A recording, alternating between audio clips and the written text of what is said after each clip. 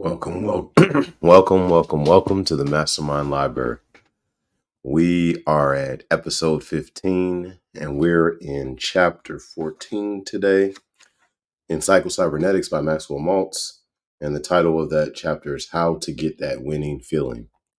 All right. So first thing we're going to do is get our book prepared. I think we're going to go with the larger version of the book, something like that.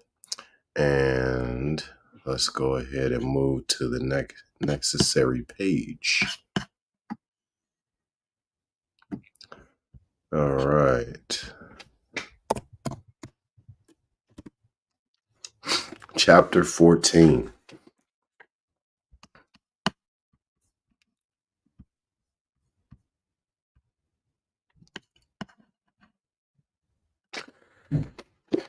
How to get that winning feeling. Your automatic creative mechanism is teleological. That is, it operates in terms of goals and end results. Once you give it a definite goal to achieve, you can depend upon its automatic guidance system to take you to that goal much better than you ever could by conscious thought. You supply the goal by thinking in terms of end results. Your automatic mechanism then supplies the means whereby. If your muscles need to perform some motion to bring about the end result, your automatic mechanism will guide them much more accurately and delicately than you could by taking thought.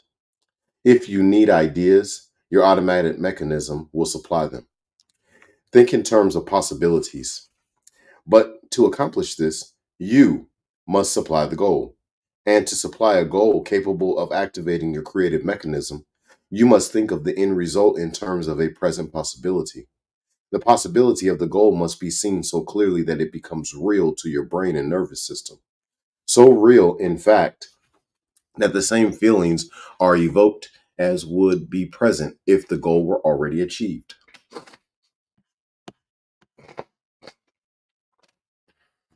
This is not so difficult, nor so mystical as it may first appear.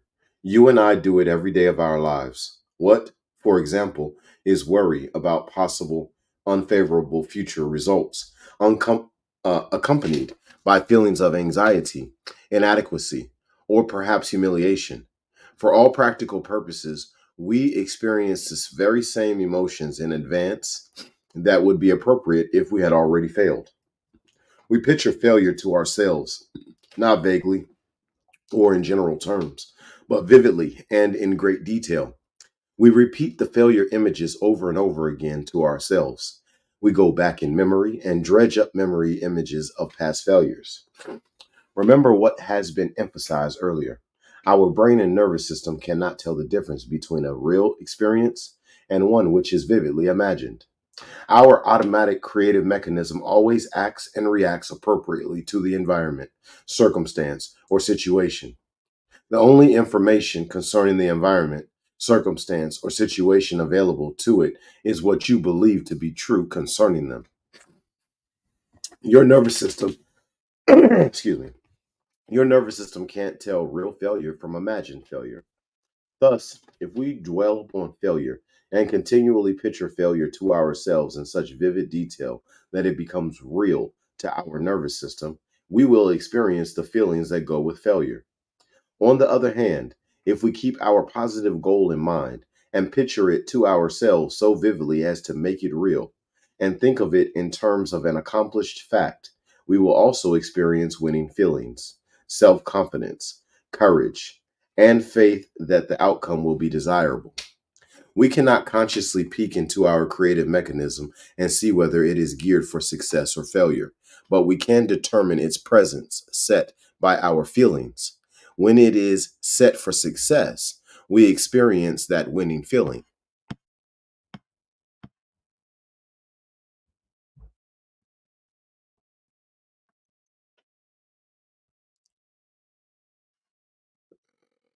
Your nervous system setting your, okay, there it is. Setting your machinery for success. And if there is one simple secret to the operation of your unconscious creative mechanism, it is this: call up, capture, evoke the feeling of success. When you feel successful and self confident, you will act successfully. When the feeling is strong, you can literally do no wrong. The winning feeling itself does not cause you to operate successfully, but it is more in the nature of a sign or symptom that we are geared for success. It is more like a thermometer, which does not cause the heat in the room, but measures it. However, we can use this thermometer in a very practical way. Remember, when you experience that winning feeling, your internal machinery is set for success. Too much effort to consciously bring about spontaneity is likely to destroy spontaneous action. It is much easier and more effective to simply define your goal or end result. Picture it to yourself clearly and vividly. Then simply capture the feeling you would experience if the desirable goal were already an accomplished fact. Then you are acting spontaneously and creatively. Then you are using the powers of your subconscious mind. Then your internal machinery is geared for success. To guide you in making the correct muscular motions and adjustments, to supply you with creative ideas, and to do whatever else is necessary in order to make the goal an accomplished fact. How that winning feeling won a golf tournament. Dr. Gary Middlecoff, writing in the April 1956 issue of Esquire magazine, said that the winning feeling is the real secret of championship golf. 4 days before I hit my first drive in the Masters last year, I had a feeling I was sure to win that tournament, he said. I felt that every move I made in getting to the top of my backswing put my muscles in perfect position to hit the ball exactly as I wanted to. And in putting, too, that marvelous feeling came to me. I knew I hadn't changed my grip any, and my feet were in the usual position. But there was something about the way I felt that gave me a line to the cup just as clearly as if it had been tattooed on my brain. With that feeling, all I had to do was swing the clubs and let nature take its course.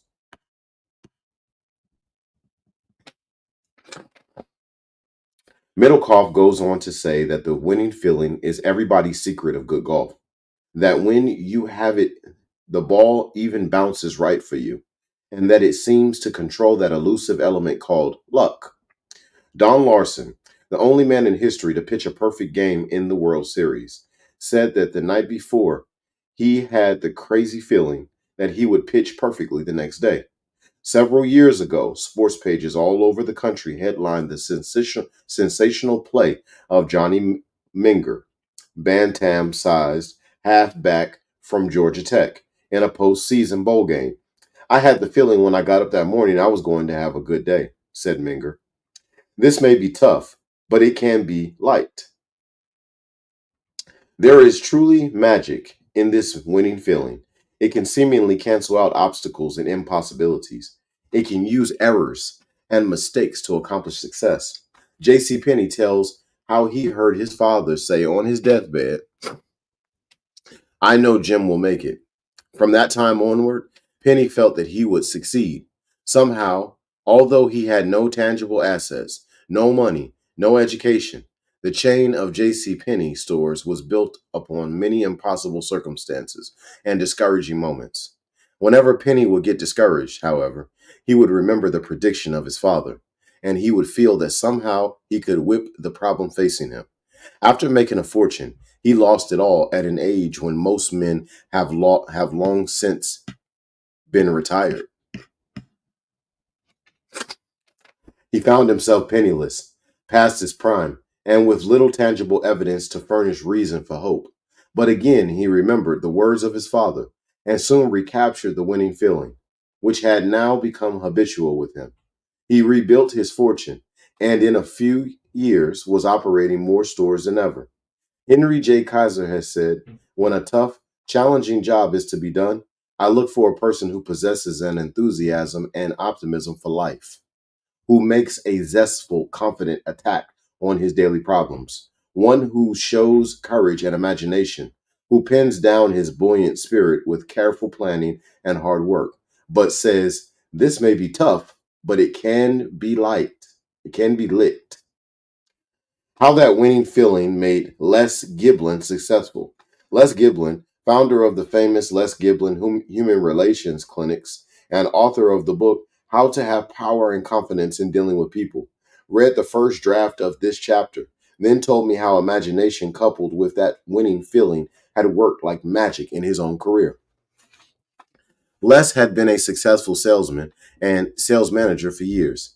He had done some public relations work and had gained some degree of reputation as an expert in the field of human relations. He liked his work, but he wanted to broaden his field. His big interest was people, and after years of study, both theoretical and practical, he thought he had some answers to the problems people often have with other people. He wanted to lecture on human relations. However, his one big obstacle was lack of experience in public speaking. One night, Les told me, I was lying in bed thinking of my one big desire. The only experience I had had as a public speaker was addressing small groups of my own salesmen in sales meetings, and a little experience I had had in the Army when I served part time as an instructor. The very thought of getting up before a big audience scared the wits out of me. I just couldn't imagine myself doing it successfully. Yet, I could talk to my own salesmen with the greatest of ease. I had been able to talk to groups of soldiers without any trouble. Lying there in bed, I captured in my memory the feeling of success and confidence I had had in talking to these small groups. I remembered all the little incidental details that had accompanied my feeling of poise. Then, in my imagination, I pictured myself standing before a huge audience and making a talk on human relations. And at the same time, having the same feeling of poise and self confidence I had had with smaller groups. I pictured to myself in detail just how I would stand. I could feel the pressure of my feet on the floor.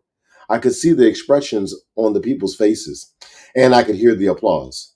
I saw myself making a talk successfully, going over with a bang.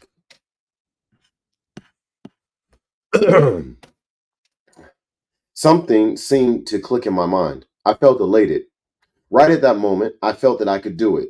I had wielded the feeling of confidence and success from the past to the picture in my imagination of my career in the future.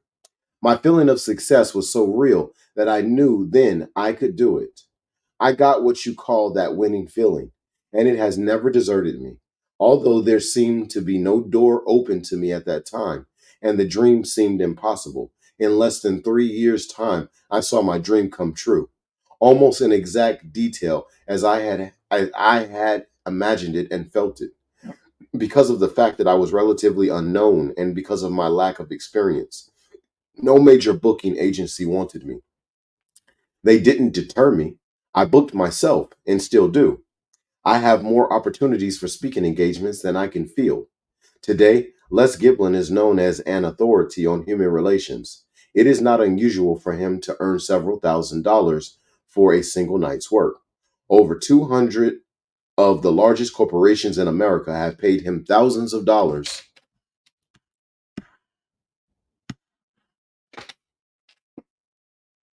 Over 200 of the largest corporations in America have paid him thousands of dollars to conduct human relations clinics for their employees.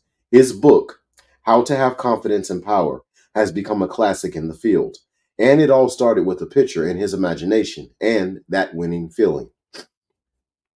How science explains that winning feeling. The science of cybernetics throws new light on just how the winning feeling operates. We have previously shown how electronic servo mechanisms make use of stored data, comparable to human memory, to remember successful actions and repeat them. Skill learning is largely a matter of trial and error practice until a number of hits or successful actions have registered in the memory. Cybernetic scientists have built what they call an electronic mouse, which can learn its way through a maze. The first time through, the mouse makes numerous errors. It constantly bumps into walls and obstructions. But each time it bumps into an obstruction, it turns 90 degrees and tries again. If it runs into another wall, it makes another turn and goes forward again. Eventually, after many, many errors, stops and turns, the mouse gets through the open space in the maze. The electronic mouse, however, remembers the turns which were successful, and the next time through, these successful motions are reproduced or played back, and the mouse goes through the open space quickly and efficiently. The object of practice is to make repeated trials, constantly correct errors until a hit is scored. When a successful pattern of action is performed, the entire action pattern from beginning to end is not only stored in what we call conscious memory, but in our very nerves and tissues. Folk language can be very intuitive and descriptive. When we say, "I had a feeling in my bones that I could do it," we are not far from wrong. When Dr. Carrie Middlecoff says, "There was something about the way that I felt that gave me a line to the cup, just as clearly as if it had been tattooed on my brain." He is, perhaps unknowingly, very aptly describing the latest scientific concept of just what happens in the human mind when we learn, remember, or imagine. How your brain records success and failure. Such experts in the field of brain physiology and Dr. John C. Eccles and Sir Charles Sharrington tell us that the human cortex is composed of some 10 billion neurons, each with numerous axons, feelers, or extension wires, which form synapses, electrical connections between the neurons. When we think, remember, or imagine, these neurons discharge an electrical current, which can be measured. When we learn something or experience something, a pattern of neurons forming a chain or tattooing of a pattern is set up in brain tissue. This pattern is not in the nature of a physical groove or track, but more in the nature of an electrical track. The arrangement and electrical connections between various neurons being somewhat similar to a magnetic pattern recorded on tape. The same neuron may thus be a part of any number of separate and distinct patterns, making the human brain's capacity to learn and remember almost limitless. These patterns, or engrams, are stored away in brain tissue for future use and are reactivated or replayed whenever we remember a past experience. Dr. Eccles says the profusion of interconnections among the cells of the gray matter is beyond all imagination. It is ultimately so comprehensive that the whole cortex can be thought of as one great unit of integrated activity. If we now persist in regarding the brain as a machine, then we must say that it is by far the most complicated machine in existence. I'm going to read that sentence again. If we now persist in regarding the brain as a machine, then we must say that it is by far the most complicated machine in existence. We are tempted to say that it is infinitely more complicated than the most complex man made machines, the electrical computers, the the physiology of imagination. Scientific American, September 1958. In short, science confirms that there is a tattooing or action pattern of engrams in your brain for every successful action you have ever performed in the past. And if you follow somehow if you can somehow furnish the spark to bring that action pattern into life or replay it, it will execute itself, and all you'll have to do is swing the clubs and let nature take its course. When you reactivate successful action patterns out of the past, you also reactivate the feeling tone or winning feeling which accompanied them.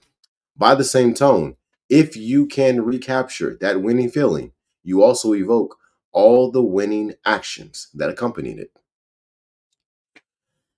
Build success patterns into your gray matter. President Eliot of Harvard once made a speech on what he called the habit of success. Many failures in elementary schools, he said, were due to the fact that students were not given, at the very beginning, a sufficient amount of work at which they could succeed, and thus never had an opportunity to develop the atmosphere of success, or what we call the winning feeling. The student, he said, who had never experienced success early in his school life had no chance to develop the habit of success, the habitual feeling of faith and confidence in undertaking new work. He urged that teachers arrange work in the early grades so as to ensure that the student experienced success. The work should be well within the ability of the student, yet interesting enough to arouse enthusiasm and motivation. These small successes, said Dr. Elliott, will give the student the feel of success, which would be a valuable ally in all future undertakings. We can acquire the habit of success. We can build into our gray matter patterns and feelings of success at any time and at any age by following Dr. Elliott's advice to teachers. If we are habitually frustrated by failure, we are very apt to acquire habitual feelings of failure, which color all new undertakings. But by arranging things so that we can succeed in little things, we can build an atmosphere of success, which will carry over into larger undertakings. We can gradually undertake more difficult tasks, and after succeeding in them, be in a position to undertake something even more challenging. Success is literally built upon success, and there is much truth in the saying. Nothing succeeds like success. Gradualness is the secret. Weightlifters start with weights they can lift and gradually increase the weights over a period of time. Good fight managers start a new boxer off with easy opponents and gradually pit him against more experienced fighters. We can apply the same general principles in almost any field or of endeavor. The principle is merely to start with an opponent over which you can succeed and gradually take on more and more difficult tasks. Pavlov, on his deathbed, was asked to give one last bit of advice to his students on how to succeed. His answer was passion and gradualness. Even in those areas where we have already developed a high degree of skill, it sometimes helps to drop back, lower our sights a bit, and practice with a feeling of ease. This is especially true when one reaches a sticking point in progress, where effort for additional progress is unavailing. Continually straining to go beyond the sticking point is likely to develop undesirable feeling habits. Somebody's calling me. Continually straining to go beyond the sticking point is likely to develop undesirable feeling habits of strain, difficulty, effort. Under such conditions, weightlifters reduce the amount of weight on the bar and practice easy lifting for a while. A boxer who shows signs of going stale is pitted against a number of easier opponents. Albert Tangora, for many years the world champion speed typist, used to practice typing slow at half normal speed whenever he reached a plateau where further increase in speed seemed impossible. I know a prominent salesman who uses the same principle to get himself out of a sales slump. He stops trying to make big sales.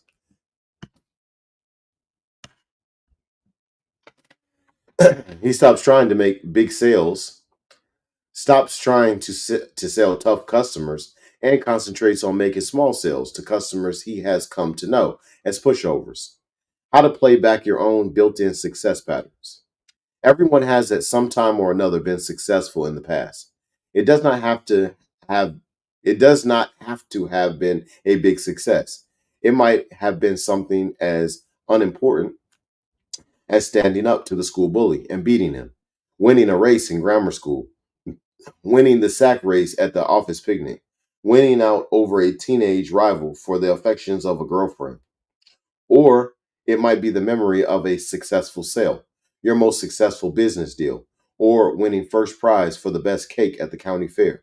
What you succeeded in is not so important as the feeling of success which attended it.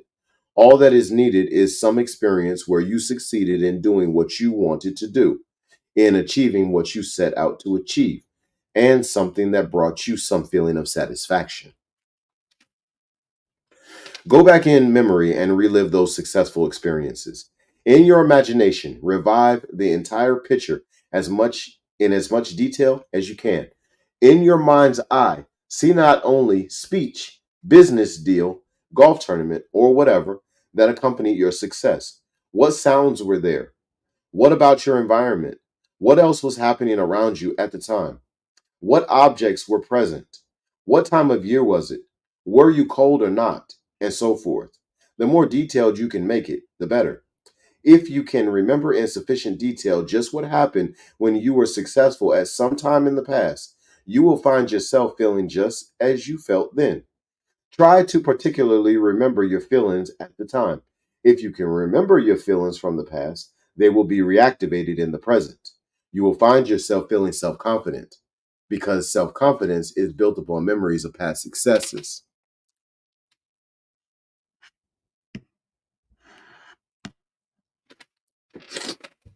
Now, after arousing this general feeling of success, give your thoughts to the important sale, conference, speech, business deal, golf tournament, or whatever that you wish to succeed in now. Use your creative imagination to picture yourself just how you would act and just how you would feel if you had already succeeded. Positive and constructive worry. Mentally, begin to play with the idea of complete and inevitable success. Don't force yourself. Don't attempt to coerce your mind. Don't try to use effort or willpower to bring about the desired conviction. Just do what you do when you worry. Only worry about a positive goal and a desirable outcome rather than about a negative goal and an undesirable outcome. Don't begin by trying to force yourself to have absolute faith in the desired success. This is too big a bite for you to mentally digest at first. Use gradualness. Begin to think about the desired end result as you do when you worry about the future. When you worry, you do not attempt to convince yourself that the outcome will be undesirable. Instead, you begin gradually. You usually begin with a suppose. Just suppose such and such a thing happens, you say mentally to yourself. You repeat this idea over and over to yourself.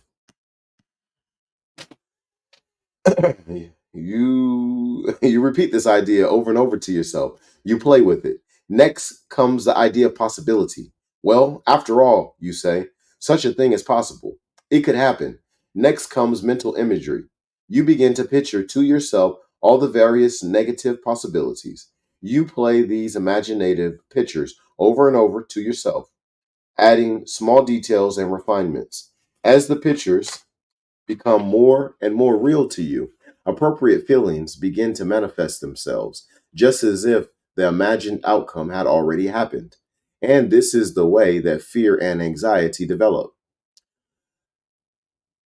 How to cultivate faith and courage. Faith and courage are developed in exactly the same way. Only your goals are different. If you are going to spend time in worry, why not worry constructively? Begin by outlining and defining to yourself the most desirable possible outcome. Begin with your suppose.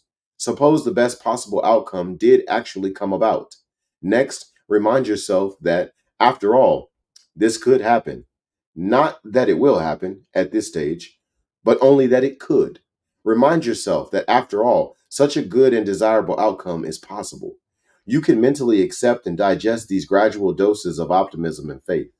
After having thought of the desired end result as a definite possibility, begin to imagine what the desirable outcome would be like. Go over these mental pictures and delineate details and refinements. Play them over and over to yourself. As your mental images become more detailed, as they are repeated over and over again, you will find that once more appropriate feelings are beginning to manifest themselves, just as if the favorable outcome had already happened. This time, the appropriate feelings will be those of faith, self confidence, courage, or all wrapped into one package, that winning feeling. Don't take counsel of your fears. General George Patton, the Hell for Leather, old blood and guts general of World War II fame, was once asked if he ever experienced fear before a battle. Yes, he said, he often experienced fear just before an important engagement and sometimes during a battle. But he added, I never take counsel of my fears. If you do experience negative failure feelings, fear, and anxiety before an important undertaking, as everyone does from time to time, it should not be taken as a sure sign that you will fail. It all depends upon how you react to them and what attitude you take toward them. If you listen to them, obey them, and take counsel of them, you will probably perform badly. But this need not be true. First of all, it is important to understand that failure feelings, fear, anxiety, lack of self confidence, do not spring from some heavenly oracle. They are not written in the stars. They are not holy gospel, nor are they intimidations, excuse me, intimations of a set and decided fate, which means that failure is decreed and decided. They originate from your own mind. They are indicative only of attitudes of mind within you, not of external facts which are ridged against you. They mean only they mean only that you are underestimating your own abilities, overestimating and exaggerating the nature of the difficulty before you, and that you are reactivating memories of past failures rather than memories of past successes. That is, that they mean and all that they signify. They do not pertain to or represent the truth concerning future events, but only your own mental attitude about the future event. Knowing this, you are free to accept or reject these negative failure feelings, to obey them and take counsel of them, or to ignore their advice and go ahead. Moreover, you are in a position to use them for your own benefit. Accept negative feelings as a challenge. If we react to negative feelings aggressively and positively, they become challenges which will automatically arouse more power and more ability within us. The idea of difficulty, threat, menace arouses additional strength within us if we react to it aggressively rather than passively. In the last chapter, we saw that a certain amount of excitement, if interpreted correctly and employed correctly, helps rather than hinders performance.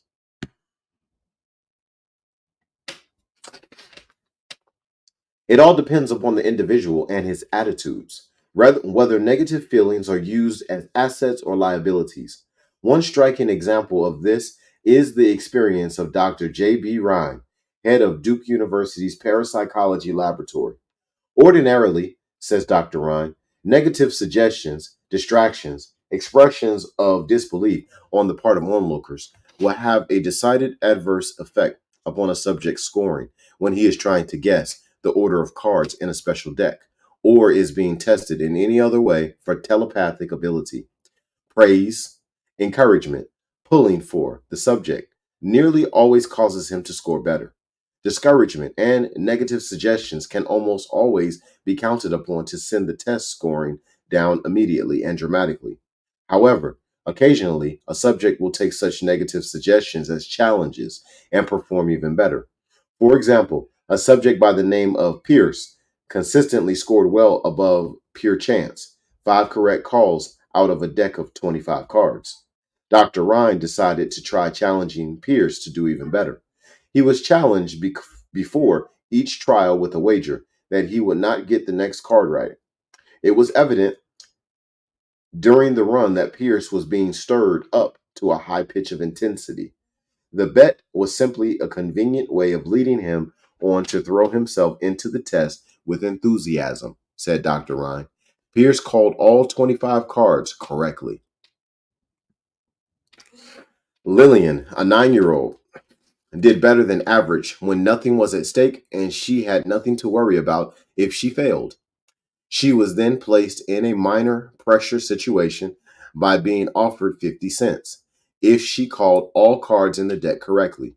As she went through the test, her lips moved constantly as if talking to herself. She called all 25 cards correctly. When she was asked what she had been saying to herself, she revealed her aggressive, positive attitude to the threat by saying, I was wishing I was wishing all the time that I could get 25.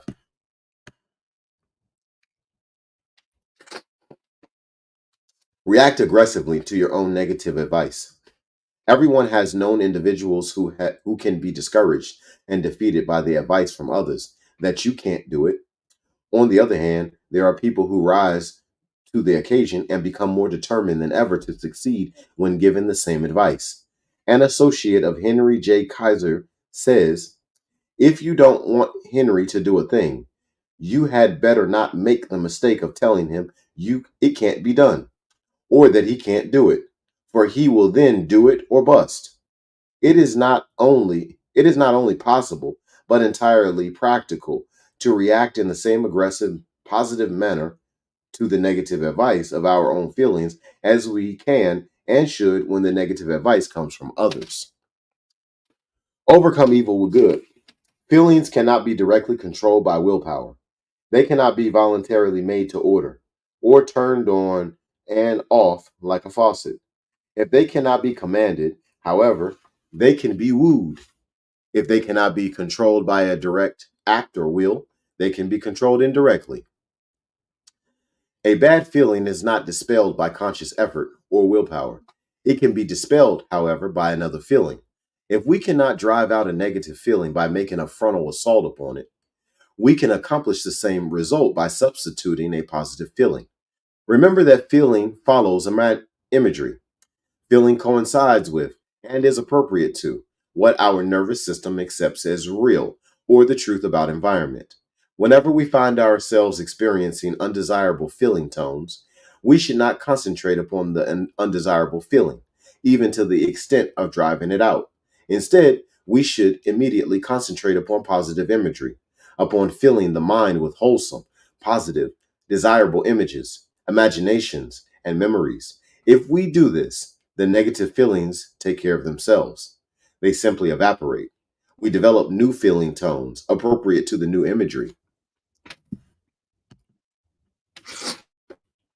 If, on the other hand, we concentrate only upon driving out or attacking worry thoughts, we necessarily must we necessarily must concentrate upon negatives. And even if we are successful in driving out one worry thought, a new one, or even several new ones are likely to rush in, since the general mental atmosphere is still negative. Jesus warned us about sweeping the mind clean of one demon, only to have seven new ones move in if we left the house empty. He also advised us not to resist evil, but to overcome evil with good. The substitution method of curing worry. Dr. Matthew Chappell, a modern psychologist, recommends exactly the same thing in this book, How to Control Worry. Matthew N. Chappell, How to Control Worry, Macmillan Company, New York. We are worriers because we practice worrying until we become adept at it, says Dr. Chappelle. We habitually indulge in negative imagery out of the past and in anticipating the future. This worry creates tension. The worrier then makes an effort to stop worrying and is caught in a vicious cycle. Effort increases tension. Tension provides a worrying atmosphere. The only cure for worry, he says, is to make a habit out of immediately substituting pleasant, wholesome mental images for unpleasant worry images.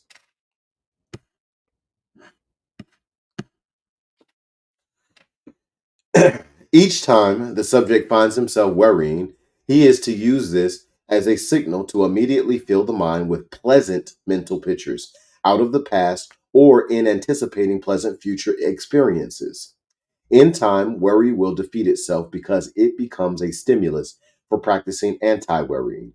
The worrier's job, says Dr. Chappelle, is not to overcome some particular source of worry, but to change mental habits. As long as the mind is set or geared in a passive, defeatist, I hope nothing happens sort of attitude, there will always be something to worry about. Psychologist Dave Seabury says that the best piece of advice his father ever gave him was to practice positive mental imagery immediately and on cue, so to speak, whenever he became aware of negative feelings. Negative feelings literally defeated themselves by becoming a sort of bell which set off a conditioned reflex to arouse positive states of mind. When I was a medical student, I remember being called upon by the professor to orally answer questions on the subject of pathology. Somehow, I was filled with fear and anxiety when I stood up to face the other students, and I couldn't answer the questions properly. Yet, on other occasions, when I looked into the microscope at a slide and answered the typewritten questions before me, I was a different person. I was relaxed, confident, and sure of myself because I knew my subject. I had that winning feeling and did very well. As the semester progressed, I took stock of myself And when I stood up to answer questions, I pretended I didn't see an audience, but was looking through a microscope. I was relaxed and substituted that winning feeling for the negative feeling when quizzed orally. At the end of the semester, I did very well in both oral and written examinations. The negative feeling had finally become a sort of bell which created a conditioned reflex to arouse that winning feeling. Today, I lecture and speak with ease at any gathering in any part of the world because I am relaxed and know what I am talking about when I do speak. More than that, I bring others into the conversation and make them feel relaxed too.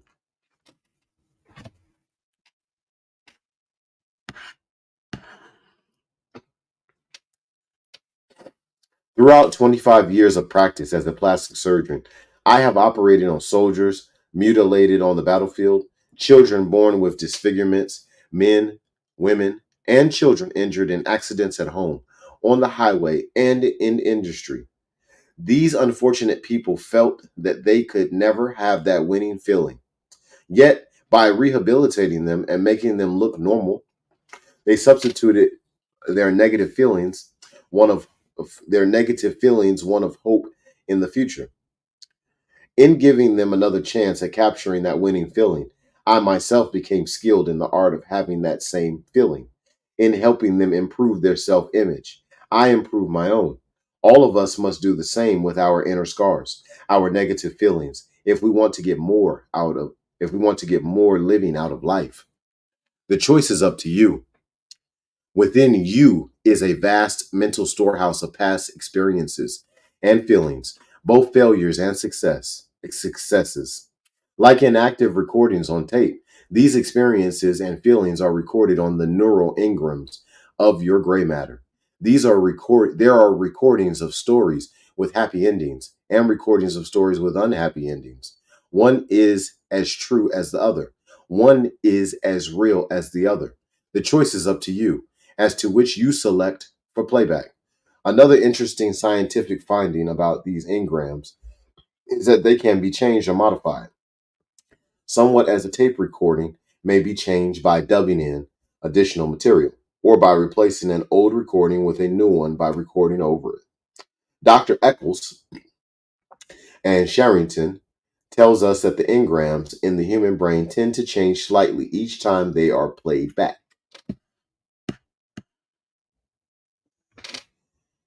They take on some of the tone and temper of our present mood, thinking and attitudes toward them. Also, each individual neuron may become a part of perhaps 100 separate and distinct patterns, much as an individual tree and an orchard may form a part of a square, a rectangle, a triangle, or any number of larger squares, etc.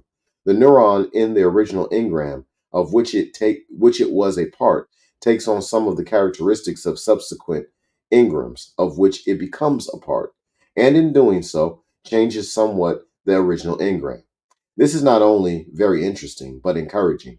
It gives us reason to believe that adverse and unhappy childhood experiences, traumas, etc., are not as permanent and as fatal as some earlier psychologists would have had us believe. We now know that not only does the past influence the present, but that the present clearly influences the past. In other words, we are not doomed or damned by the past because we did have unhappy childhood experiences and traumas which left engrams behind.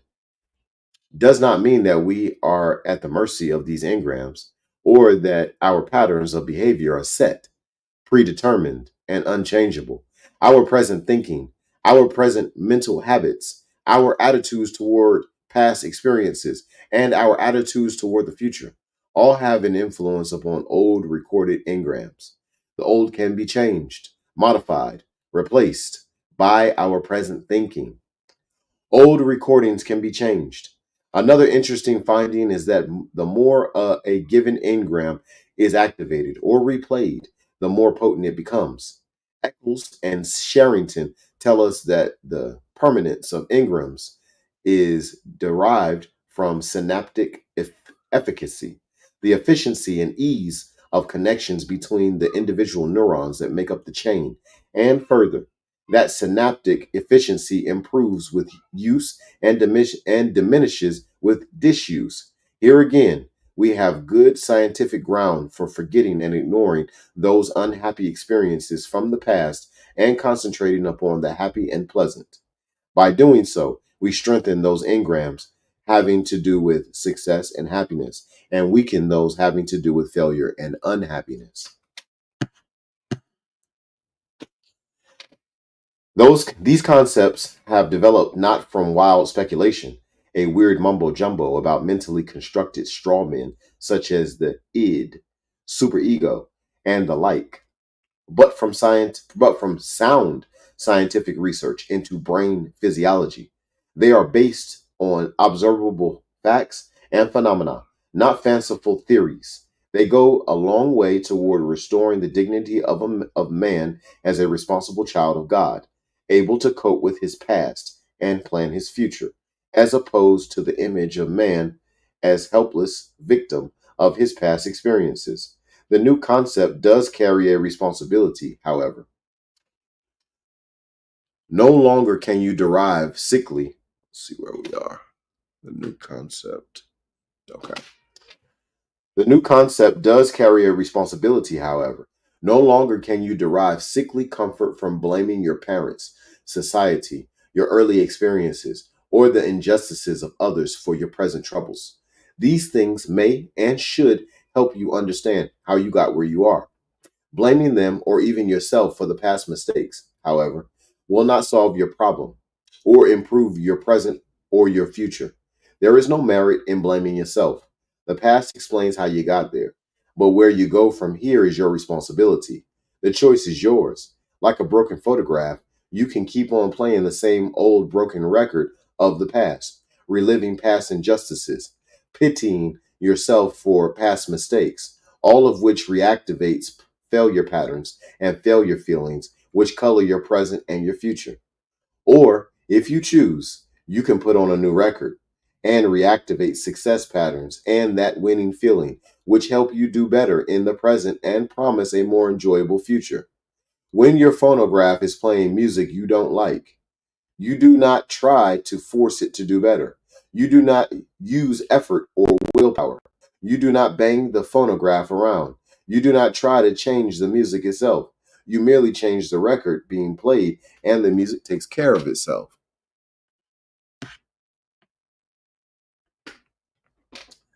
Use the same technique on the music that comes out of your own internal machine.